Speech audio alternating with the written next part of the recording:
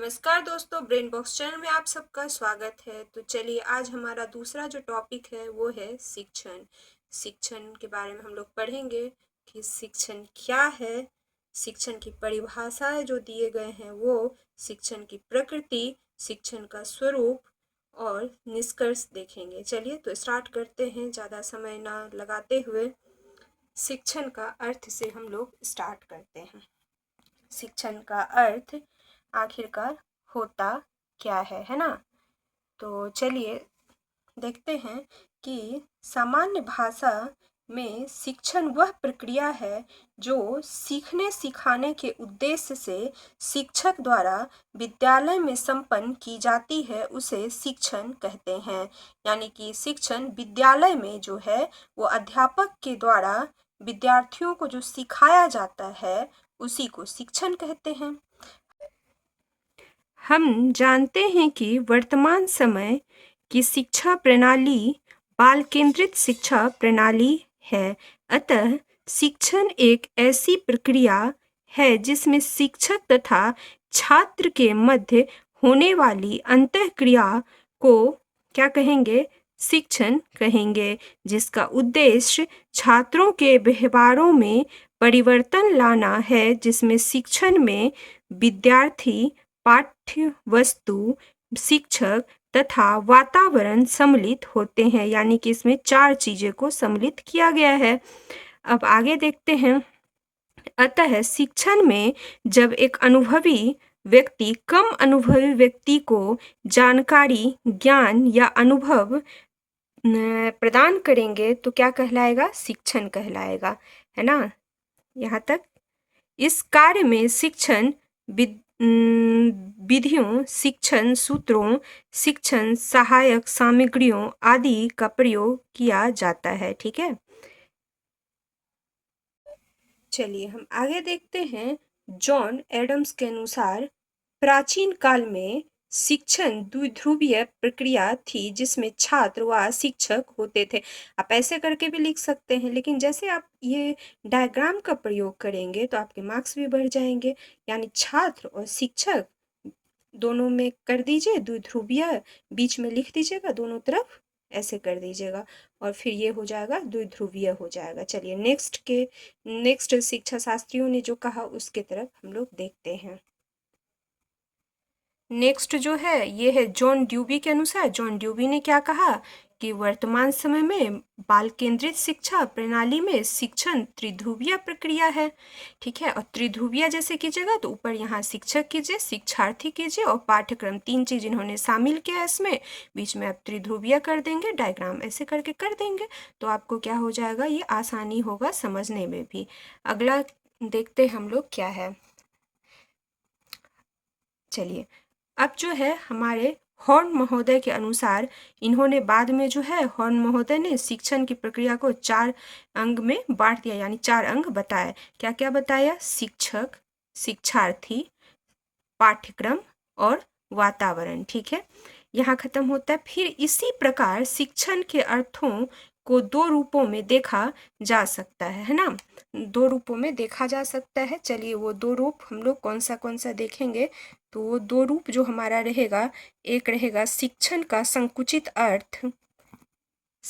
शिक्षण का संकुचित अर्थ जैसे देखेंगे तो इसमें आएगा शिक्षण का संकुचित अर्थ से तात्पर्य क्या होगा? स्कूली शिक्षा से, जिसमें अध्यापक के द्वारा एक निश्चित समय पर एक विशिष्ट वातावरण में शिक्षण कराया जाएगा, उसी को शिक्षण का संकुचित अर्थ कहेंगे। और नेक्स्ट हमारा है शिक्षण का व्यापक अर्थ, है ना। शिक्षण का व्यापक अर्थ, तो शिक्षण का व्यापक अर्थ जो है वो शिक्षण के व्यापक शब्द में वह सब सम्मिलित किया जाता है जो मनुष्य अपने संपूर्ण जीवन से सीखता है। यानी शिक्षा व्यापक अर्थ में बालक जो है औपचारिक और अनौपचारिक दोनों प्रकार से सीखेंगे। कुछ स्कूल में सीखेंगे, कुछ बाहर सीखेंगे स्कूल से। ठीक है, दोनों प्रकार के साधनों से जीवन भर सीखता रहता है, कभी भी शिक्षण खत्म नहीं होता है। चलिए आगे देखते हैं।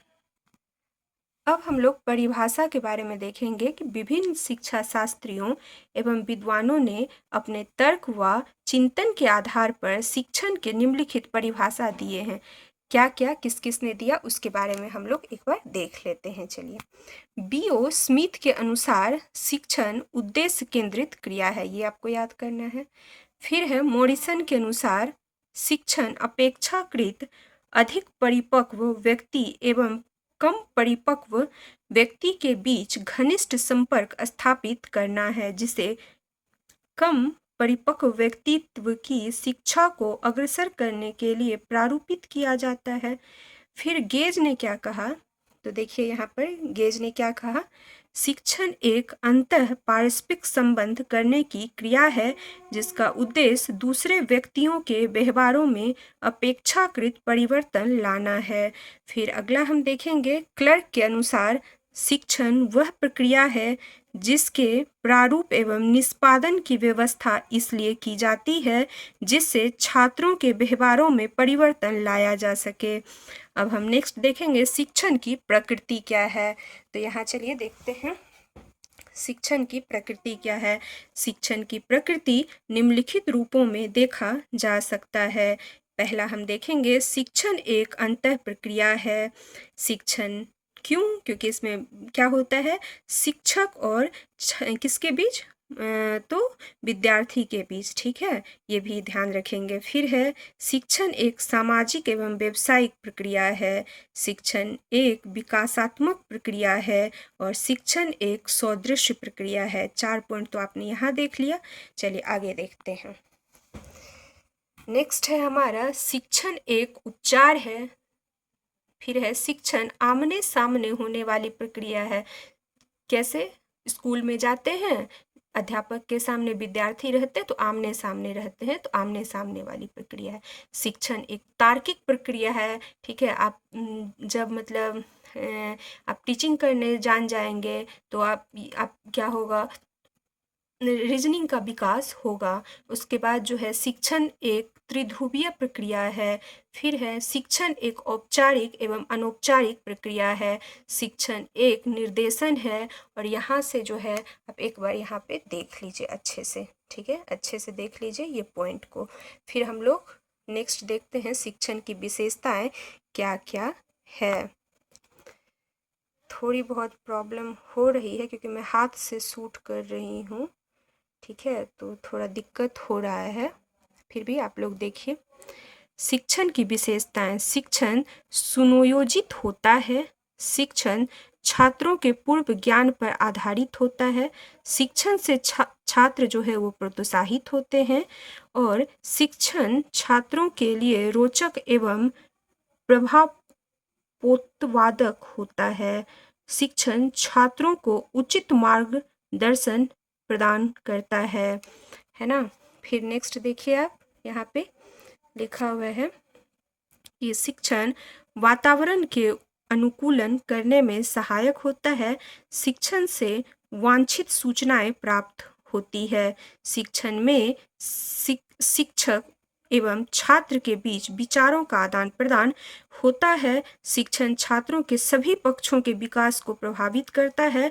शिक्षण के द्वारा बालकों की सृजनात्मक क्षमताओं का विकास होता है। तो ये रहा हमारा शिक्षक का जो है पूरा शिक्षण का जितना भी है टॉपिक, ये यहाँ पे ख़त्म होता है। और आप लोग एक बार फिर से इसे देख लीजिए, पूरा दिख रहा होगा आप लोगों को।